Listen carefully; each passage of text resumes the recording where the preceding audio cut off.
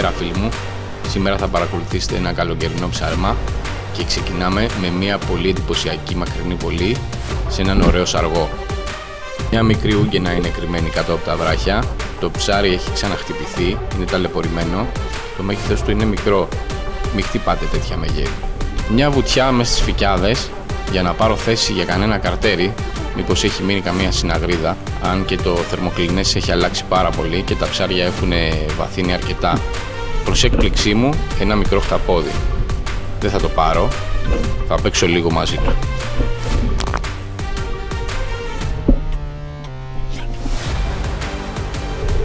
Έχω εντοπίσει μια τσιπούρα να τρώει πίσω από κάτι βράχους.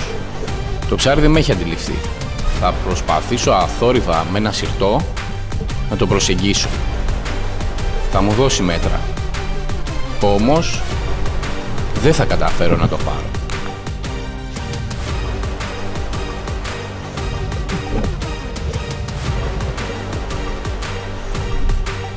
Βλέποντας το ψηλό να σπάει σε ένα γνωστό φρύδι που στο παρελθόν έχει δώσει αρκετά ωραία θυράματα, αποφασίζω να κάνω ακόμα μία βουτιά. Όμως το πλάνο αλλάζει και ένας μεγάλος κάρος θα μου κινήσει το ενδιαφέρον. Μία πολύ ωραία βολή επιτυγχάνεται και το ψάρι πάνω στην ψαροβελόνα μου.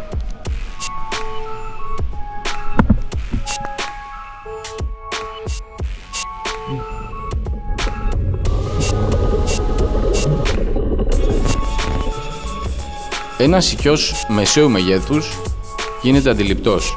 Έχει και παράσιτο πάνω στην ουρά του. Δεν θα κάνω βολή, θα τον αφήσω ήσυχο. Ακόμα ένα κοπαδάκι με μικρούς παντελίδες, τους οποίους πάλι δεν θα πειράξω. Θα τους χαζέψω όμως λίγο, γιατί είναι από τα πιο όμορφα ψάρια μέσα στο βυθό. Ένας αξιόλογος σικιός εντοπίζεται έξω από το θαλάμι του και κατευθύνεται προς αυτό.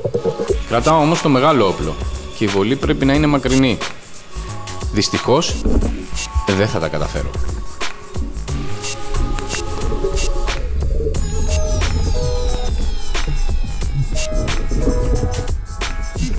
Μία καλή φίλη που με συνοδεύει στα ψαρέματά μου, την βρίσκω σχεδόν πάντα. Προσπαθώ να βγάλω μία selfie μαζί της.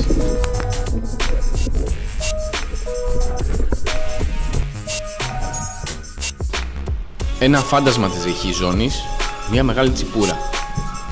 Προσπαθώ να την προσεγγίσω. Τρίβω το όπλο μου στο βράχο. Το ψάρι ανταποκρίνεται. Κεφαλώνει. Αλλά όχι καλά. Με αποτέλεσμα να μας χαιρετήσει για τα βαθιά.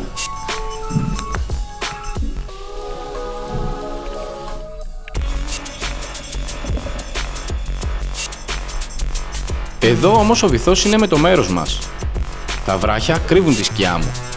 Και έτσι αυτή η τσιπούρα δεν με αντιλαμβάνεται. Με αποτέλεσμα να μειώσω αρκετά την απόσταση κοντά της. Με το μεγάλο βεληνικές που μου δίνει το ρόλερ, καταφέρνω μία φανταστική βολή.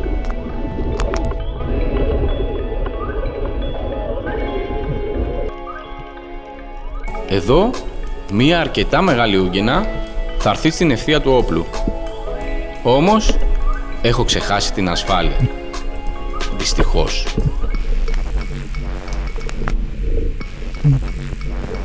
Ο καύσωνας καλά κρατεί, η θερμοκρασία της θάλασσας έχει ανέβει πολύ και τα ψάρια αυτά θα τα δούμε πλέον σε πολύ μεγαλύτερα βάθη.